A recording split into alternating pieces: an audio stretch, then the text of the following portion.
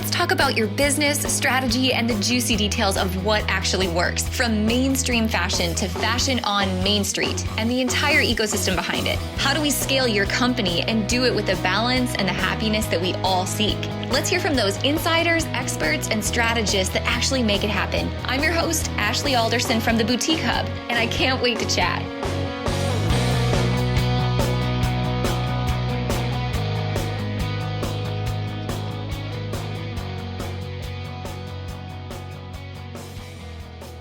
Hey guys, welcome back to the podcast this week. It is you and me, and we are wrapping up the end of the year together. This is my favorite time of year. I just have to bring you behind the scenes. So I'm in my office today. If we're friends on Instagram, it's AJ Alderson. I recently went through a whole office overhaul and got rid of a bunch of stuff, cleared out a bunch of stuff, organized a bunch of stuff, totally rearranged some shelving units. I still need a little more lighting, but you guys, it feels so good to be in a clean space at the end of the year. And just the dumbest, littlest, most subtle things, like I brought in a salt lamp and a new diffuser in here. And those two little things make me feel like I'm working in a spa during the day. And so it's amazing what those tiny little shifts at the end of the year, when you organize your space and you feel like you're in a great physical space, how they can put you in a really powerful mental space. So that's what I wanted to hit on today. As we close out this year together, what opportunities do you guys have before you that you can really take advantage of during this time to close out the year strong in a way that's going to help you start the new year brand new and fresh and in your best space ever? So here's a couple of quick tips today between you and I that I hope you take advantage of to really finish the year strong so you can, again, start the new year in the best place ever. And before I get started in these tips, I just have to remind you, not only is this my personal favorite time of year, but I feel like it's the time of year where I get to hang out with you guys the most as well, because the Best Year Yet Challenge is coming up, and that's January 2nd, 3rd, and 4th. It's free every year. It's like our whole industry gets together on Zoom, and we all collaborate and share ideas and really dig into what our predictions are going to be for the new year and how we can all capitalize on it together. So I'll send you more information on that at the end of the podcast. The link is in the show notes. Again, it's free. I hope you join us. Regardless, we're digging into all the tips today anyway. So here's the first one. Someone a long time ago mentioned to me, what got you here may not get you there. What got you here may not get you there. And boy, that hit me in a lot of big ways. And I've seen over 10 years of business how that's become really true in my life. And so I just want to invite you, the very first thing you do this time of year is something I just walked through literally today with my own personal coach. And it's just asking yourself two questions as you close out the year. Number one, what brings you the most joy? What brings you the most joy out of everything that you get to work on, not have to work on every day? What brings you the most joy? And are you doing those things? Or are you like me and I accidentally outsourced some of those things? Or I gave myself a way to do things that were not on that list? So what brings you the most joy? And then what is sucking the most energy, right? What is not bringing you the joy, but you're finding yourself, elbows deep in every single day? There was things for me that were floating around in my head that I knew I didn't love doing, but I had really never verbalized it or given it a lot of thought or energy, or I certainly had never made a list of it in the way that I was forced to today. So for me, this was such a clear, okay, here's my very clear focuses on what I want to do more of. I came up with 4 things. And here's my very clear, oh my gosh, somebody else can do this. Yes, maybe they can't do it how I do it or as well as I can do it or whatever it is, but nevertheless, it's draining me and I need to ask for help in these areas. And I gave myself permission to ask for help so that next year, I know that I can be more creative. I know I can be more productive. I know I can build a better business when I'm working on the things that are really in my joy spot and that really bring me energy. So that's where I'm ending the year so that I can begin the year in that same way. So definitely focus, number one. What got you here may not always get you there. And that leads me into tip number 2, because it's very similar. And let's just be honest, it's kind of similar to the statement, making money is one thing, but then once you start to make money, the second challenge becomes, how do you keep it? So what got you here may not get you there, but once you make the money, how do you actually keep the money? That becomes a full-time job. That's Eric Alderson's job, by the way. I'm super thankful for him because he's very creative on that very topic. But no matter how big or no matter how small your business is, this is for you, because it really comes down to, I'm going to say three things, right? If you're thinking about not only just how do I make the money, but how do I keep the money, three things come to mind to close out your year. Number one, did you get as lean as possible this year? Did you get as lean as possible this year? And here's a couple things I want you to review in your end of year checklist. Review your lease. Could you get more lean on your lease? Is there an opportunity for improvement or a negotiation or a conversation or something that can make your lease more cost effective? Number two, do you have unused subscriptions? Do you have things that are just sitting there? I have crap like Ipsy boxes showing up to the house, mainly because my girls want them, but do we really need them? No. I go on a spree of canceling everything I can this time of year. I just encourage you to, if you're a Hub member, maybe that's not on your list because that's education. That's a whole other topic, but unused subscriptions, things that you are not maximizing. If you go into Shopify, chances are you probably have a lot of apps that you've downloaded that you're not utilizing, or maybe some that you're using and you're just underutilizing. So the question is either I cancel this or I really dig in and figure out how to use it, right? And the same is true for the Hub. Let's be honest. So unused subscriptions is a huge piece of this. The third is review your insurance policies. So there may be cases where you're overinsured. There may be cases where you're underinsured, right? And that's risk that you don't want to assume going into the new year. This is critical. So I'll tell you, some of you may know Shay with Lil Cadillac, and she's got a wholesale brand in the Hub. She's been a member of the Hub for a long time. She recently was showing at the NFR at Cowboy Christmas. And as she had packed up all of her inventory in her trailer to drive to Las Vegas, her trailer caught on fire. Her cargo trailer caught on fire the day before she was going to leave to go to Vegas. You guys know that's like everyone's worst nightmare, right?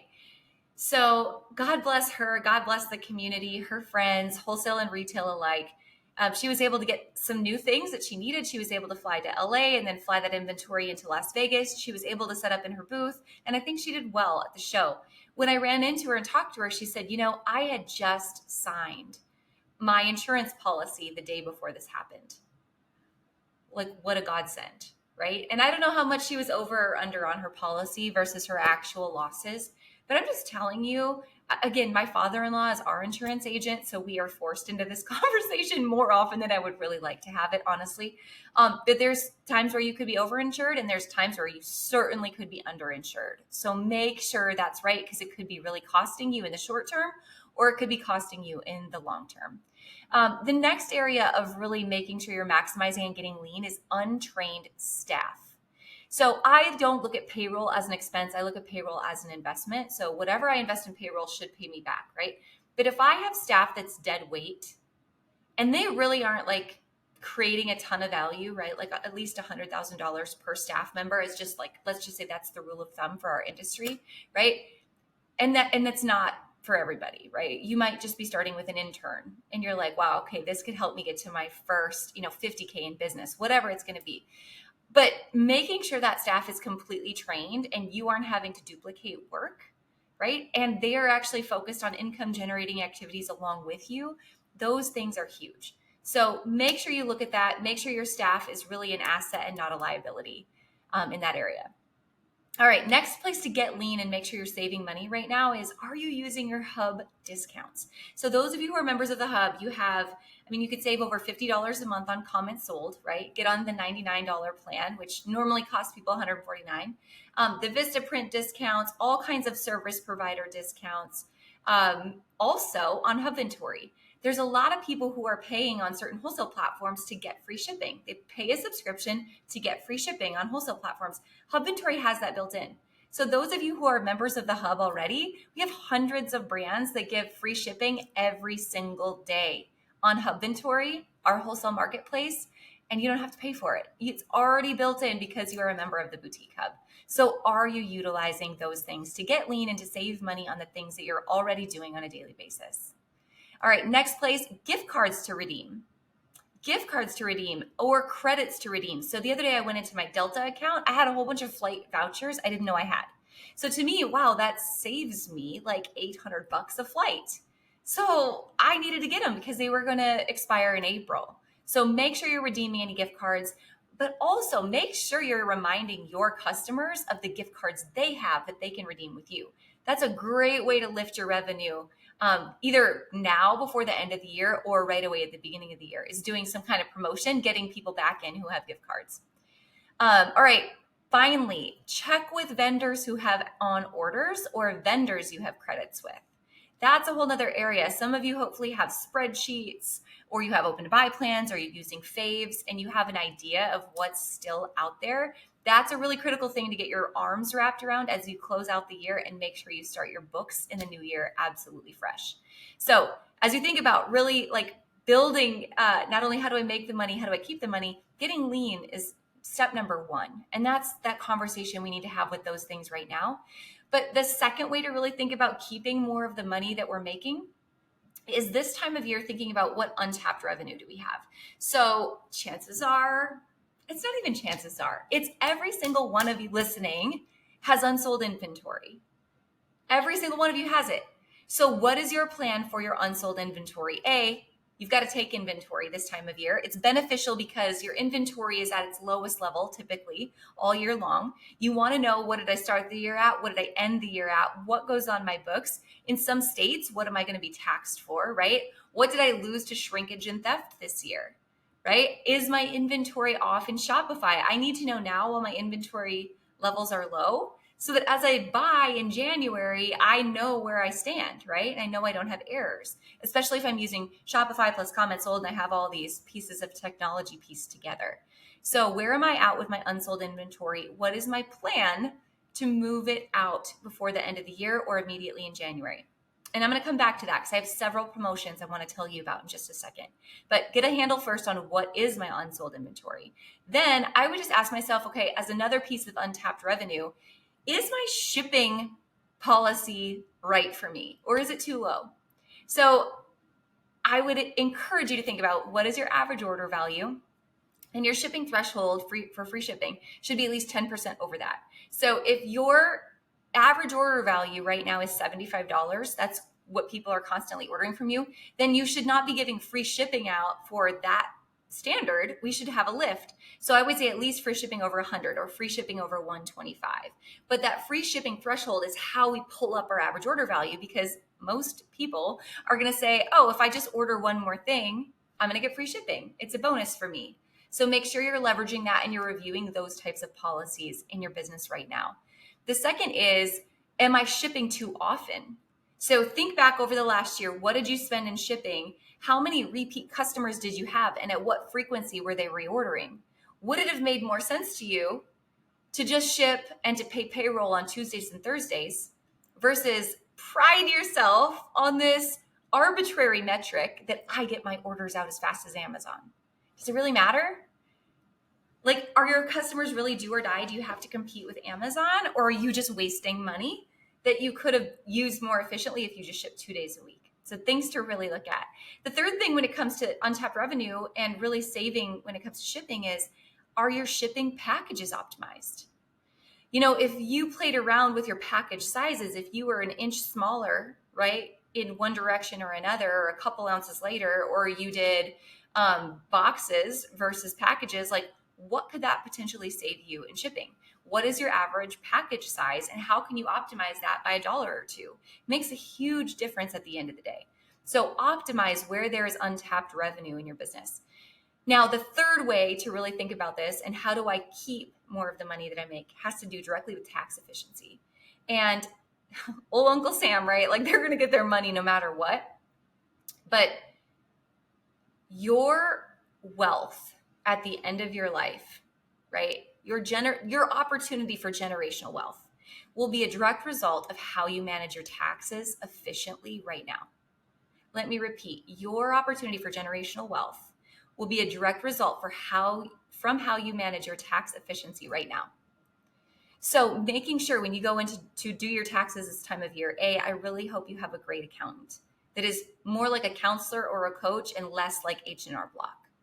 Right? Like, that's great if you're just an individual filing single or jointly, whatever. But when you're a business, you're an LLC, you're an S Corp, whatever you are, it's time to have someone who's a little bit more in depth that you're meeting with, not just at the end of the year, but throughout the year.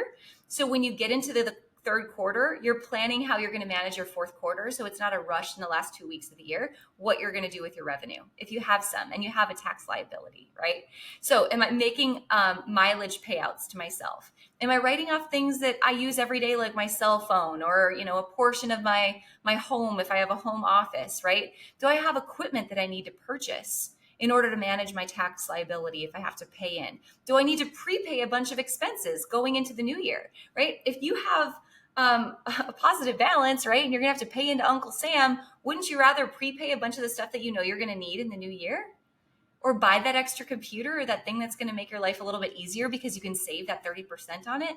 Now, granted, there's an upside down, way to get into this as well, where it could be the 80s and you could have your whole business flipped on your head if you got too into prepayment or too much into buying equipment, right? But your accountant can help you make those decisions. So you're managing what you're going to be paying in quarterlies next year. So how do you manage the money that you were able to build in revenue this year so that you can keep it and build generational wealth in the long term? So hopefully those 3 things really helped. The last thing I want to put on this, the last caveat is, are you building assets or are you building liabilities? So is it possible for you to take your business and whatever revenue you have, right, and build it into another asset that continues to pay you back? So if you've read the book Rich Dad, Poor Dad, I 1000% recommend it if you haven't, or Unshakable or Money Master the Game, those by Tony Robbins. Amazing. Those are 3 amazing books. Those are 3 must reads in my opinion. But if you get into those 3 books, what you should be learning is I can take the revenue that I'm building now, right? I can take that cash, I can build it into a secondary asset that I can maybe like lease back to myself or use in another way to build tax efficiency. And again, to let one asset pay for another, and then another, and then another down the road. Again, that's building generational wealth. So a quick example of this, it could be you and your business and you're leasing this space right now, right? But what if you took out a loan and you bought that space, right? Yes, you have the mortgage on the property, but then you're able to pay yourself the rent every single month. And then you're able to write off the maintenance, right, that your husband, the maintenance man, is providing, or the garbage services, or whatever other liabilities come with that space. But you're building a long-term asset with money that you're already paying out in expenses. Make sense? So Rich Dad, Poor Dad, read it. Unshakable, read it. Money Master the Game, read it. But build long-term assets that will build you generational wealth. Okay, give me a quick head nod if you love the power of January. Like opening a new planner, the smell of the paper, not writing like you're a 12-year-old boy like me, like maybe even using some fancy gel pens while you're at it, right? Like it's just such a feeling. That's why I love January so much. It feels like such a clean slate. So every year at the Hub, we host this week-long challenge called the Best Year Yet Challenge. You don't even have to be a member to participate. It's literally free for everyone. And the goal is just, how do we start this year off in a really powerful way? So this year, I just have to say it's going to be more important than ever because we're facing some major changes. How we do business in this industry is changing, and I think there's so much opportunity in it. But if we don't address the opportunity and lean into it, it's going to be really a tough year for a lot of people. So I want to get ahead of that with you. This year, we are talking into the 3 major ways to grow and change your business, and we're going to deep dive each of those 3 ways each day of the Best Year Yet Challenge. So I've got a link for you in the show notes. Go ahead and drop your email. Again, it's completely free, and I'll email you the information and the Zoom links. It'll be January 2nd, 3rd, and 4th, 10 a.m. Central Time each day. We'll go for about 90 minutes. You're going to want to be there because it is the most powerful way to start your year off completely fresh and address the changes that we're seeing together. You guys, this is your time. This is your opportunity. This is just like opening that planner and getting out your fancy gel pens. Let's do it together during the Best Year Yet Challenge. All right. That was all tip number 1.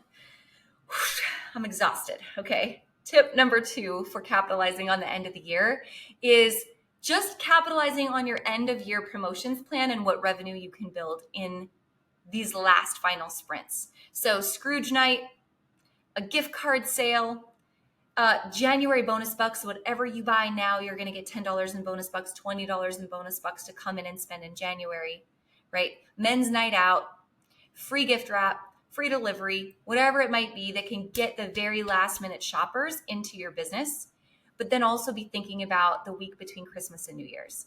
Now, keep in mind, once we get into January, they have Blue Monday. Have you heard of this?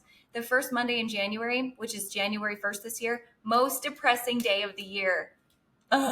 Most depressing day of the year, right?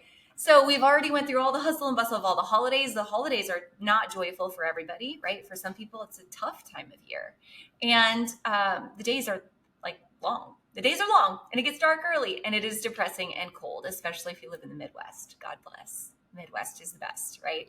So how are you going to capitalize on January and getting people excited and building positive energy during a time that's typically low for a lot of people? So think about it. Promotions. I know you've got some good creative ideas in there as well. All right. Third tip I want to give you for closing the end of the year out strong. And that is thinking about, and this is the boring stuff, but it's really the most important stuff. And that's, are my SOPs and processes documented? And are they serving me? And are they documented and followed by all, right? If I have a team, does my team really know what these things are? So I would think about this. The very first process I would review is returns, because we're going to have all kinds of holiday returns. So is my staff trained on returns? And this is key, you guys.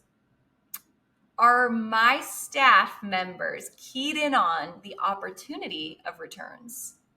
Or are they just focused on the wah-wah of returns, right? And the frustration of returns.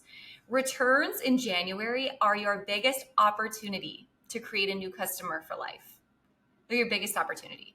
Because typically big box stores and everybody else who is going through Blue Monday and hates January gets a holiday return and they're mad, right? It's frustrating. You don't want to see that stuff that you already sold come back. You don't want to have to give credit. You don't have to, you don't want to deal with those types of people, right, after the holidays.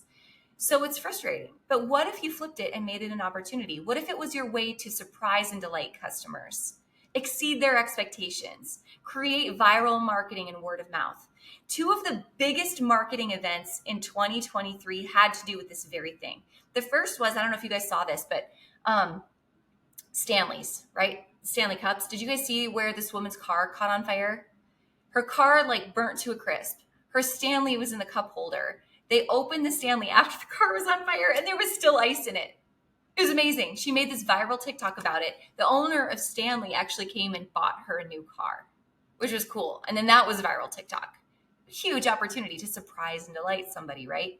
The second biggest marketing event in the same like train of thought was not Patagonia, North Face. It was North Face. So this woman was hiking, I want to say in like New Zealand, and she was in the middle of a downpour and her North Face jacket got soaked and it was leaking and she was mad. And so she was making this angry TikTok about, I just wish you'd fly out here and give me a new jacket. I'm soaked, kind of a thing. Well, guess what they did? They saw it. North Face saw it. They found the nearest North Face. They found a helicopter. They took the jacket, got on the helicopter, flew out, met her on the side of the mountain, gave it to her, made another TikTok. It had 15 million views the last time I checked. So your opportunity to take something as frustrating as a return and to turn it into something beautiful and a way to win that customer back for life is there. It's your opportunity for the taking and to make some really amazing viral content and to help your customers really spread your brand through word of mouth. All right.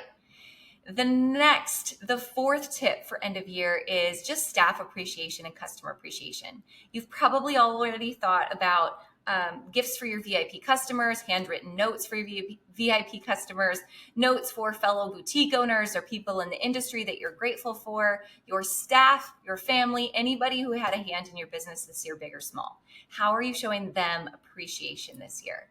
I love this. I love our team has a list of people that we send gifts to and cards to. And it's one of my favorite things to discuss is how do we just share how grateful we are? Our team, like our bonuses that we get to hand out, like how do we just get to share how grateful we are? So don't lose this opportunity. Gratitude is so contagious.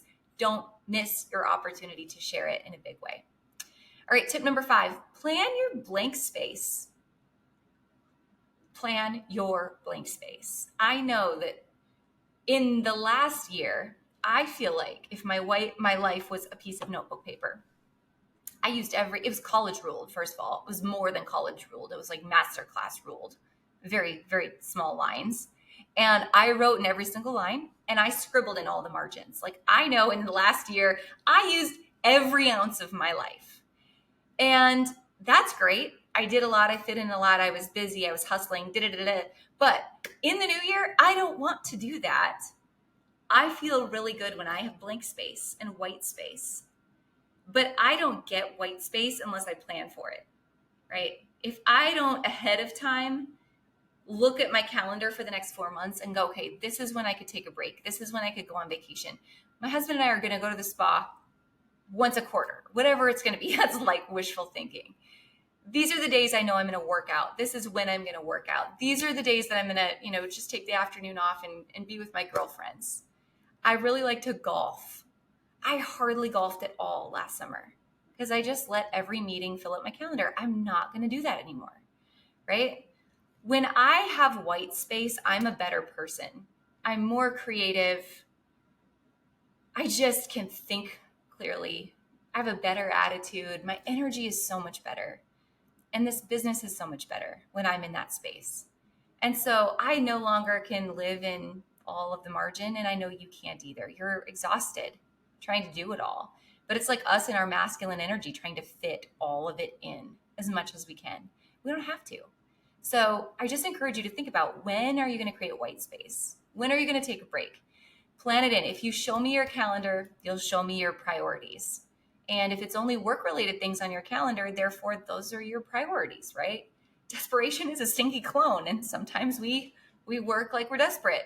We don't have to, right? We can work, but also create some boundaries and be a CEO and create some freedom. All right.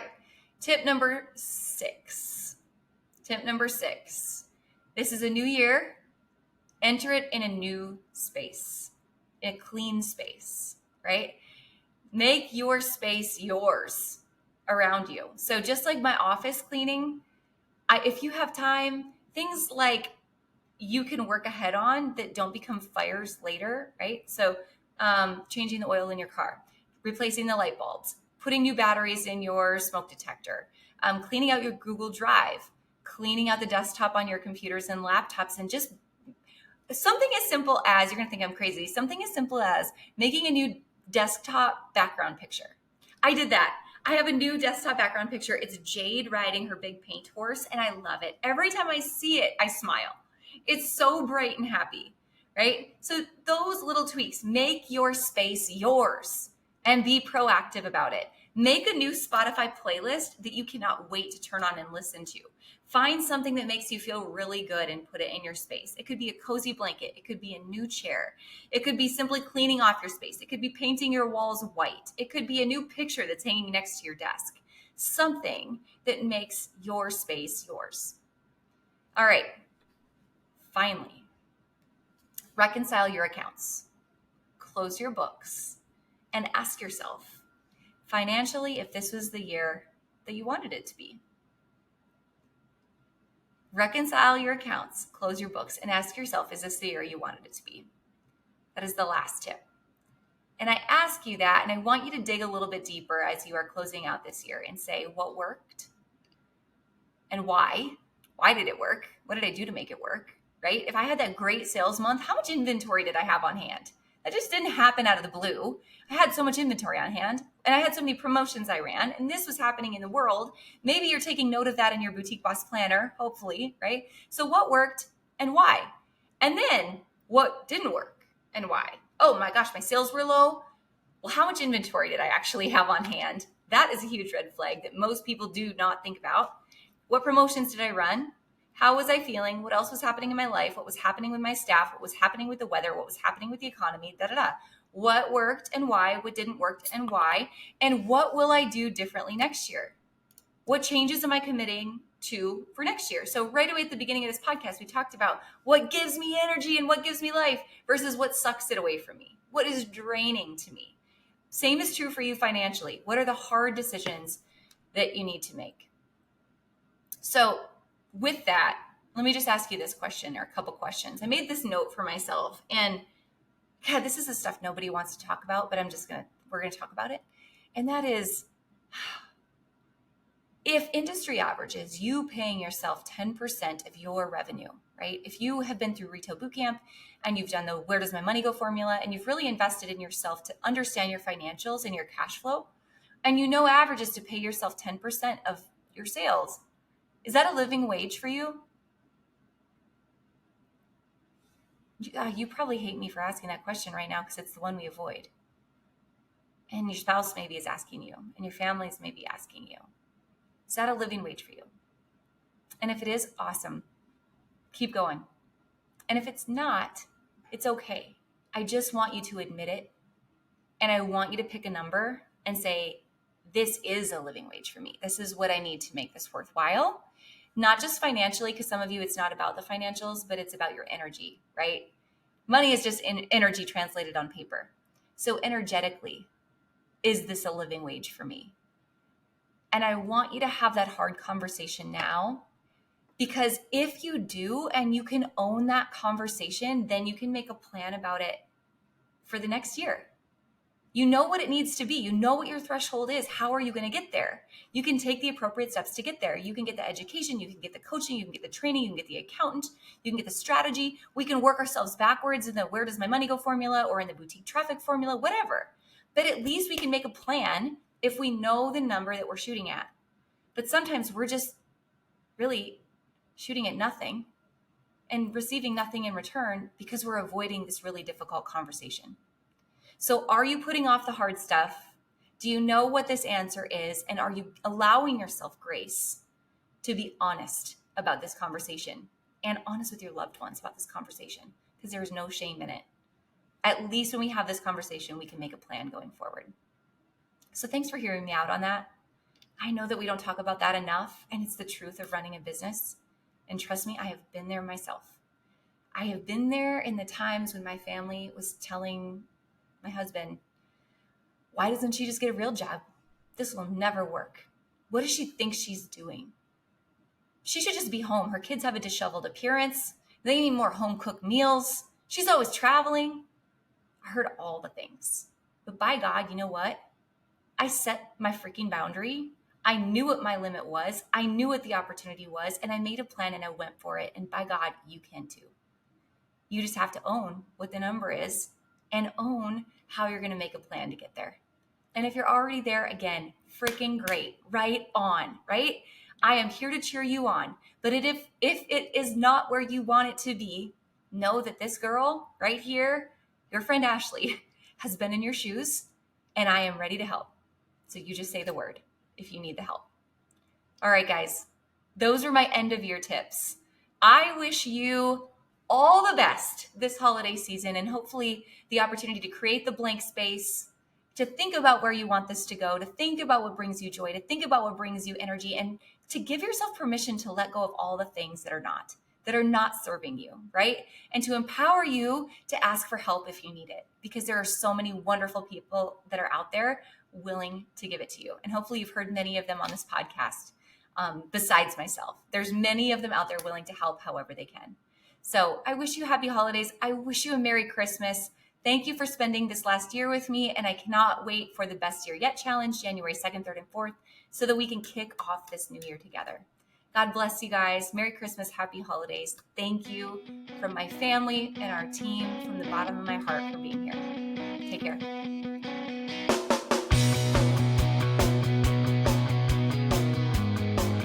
Hey guys, thank you so much for listening to this episode. We hope that you loved it. Don't forget to hit subscribe and leave a rating and review down below for a chance to be one of our featured listeners each and every week. For more information on our spirit of community over competition and how to access complete show notes and bonus downloads from our guests, head on over to theboutiquehub.com and join the community. We'll see you next week.